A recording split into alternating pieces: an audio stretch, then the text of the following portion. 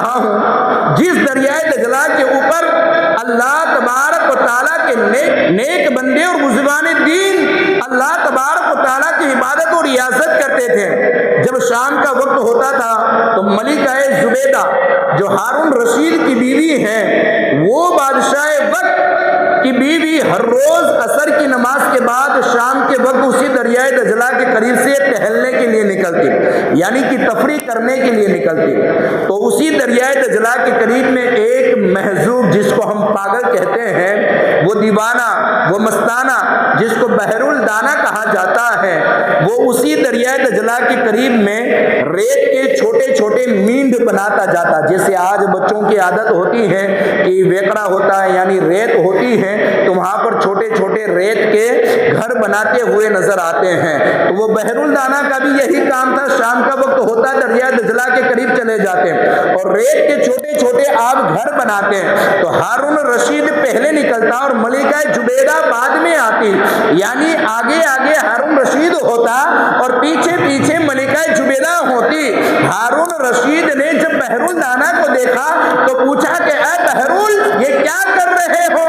بحرول نے کہا دکھائی نہیں دے رہا ہے، جنت کے محل بنا رہا ہوں۔ کیا کہا؟ دکھائی نہیں دے رہا ہے، جنت کے محل بنا رہا ہوں۔ ہارون رشید نے کہا کیا تم اسے بیچتے ہو؟ کہا ہاں بیچتا ہوں۔ کہا کتنے میں بیچتے ہو؟ کہا 10 روپے میں بیچتا ہوں۔ کتنے میں؟ 10 روپے میں۔ ہارون رشید نے کہا کیا کوئی 10 روپے میں بھی جنت کا محل بیچتا ہے؟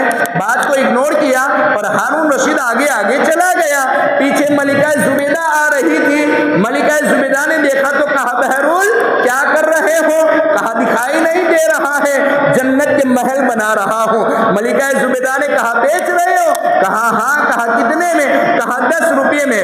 ملکہ زبیدہ نے اپنی جیب میں سے 10 روپے نکالے اور بحرول کو دیے اور کہا کہ میرا بھی ایک محل جنت میں لگا دو، میرا بھی ایک محل جنت میں لگا دو۔ بحرول نے 10 روپے لیے اور دریائے دجلہ میں ڈال دیے اور ایک گھر کو توڑ دیا اور ملکہ زبیدہ سے کہا کہ جا، میں نے تیرا محل جنت میں لگا دیا ہے۔ جب شام ہوئی، رات ہوئی، ملکہ زبیدہ اپنے محل میں سوئی، ہارون رشید اپنے محل میں سویا، تو رات کو ہارون رشید کو ایک بڑی سی جنت دکھائی دی گئی خواب میں، اور اس میں ایک محل عالیشان لگا ہوا تھا جس کے پالوں کے اوپر لکھا تھا کہ یہ محل ملکہ زبیدہ کا ہے۔ خواب میں جنت اور جنت میں محل اور محل کے اوپر نام ملکہ زبیدہ کا۔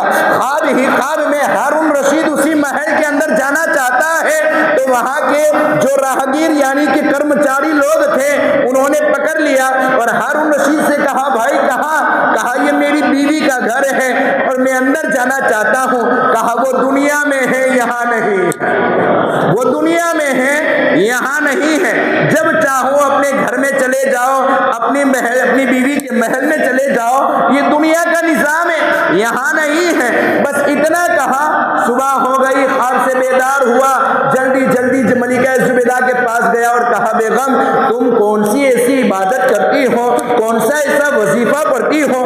میں نے دیکھا ہے کہ تمہارے نام کا ایک جنت میں بڑا سا محل لگا دیا گیا ہے، مجھے بھی تو بتاؤ۔ کہا میں تو ہر روز مرہ کی جو عبادتیں ہیں وہی کرتی ہوں، کوئی اور زیادہ تو عبادت کرتی نہیں، لیکن ہاں کل شام کو جب ہم جا رہے تھے تو بحرول دریائے دجلہ کے قریب میں 10 روپے کے جنت کے محل بنا رہا تھا، تو میں نے اس کو 10 روپے دے دیے تھے، تو اس نے کہا تھا کہ میں نے تمہارے نام کا محل جنت میں لگا دیا ہے۔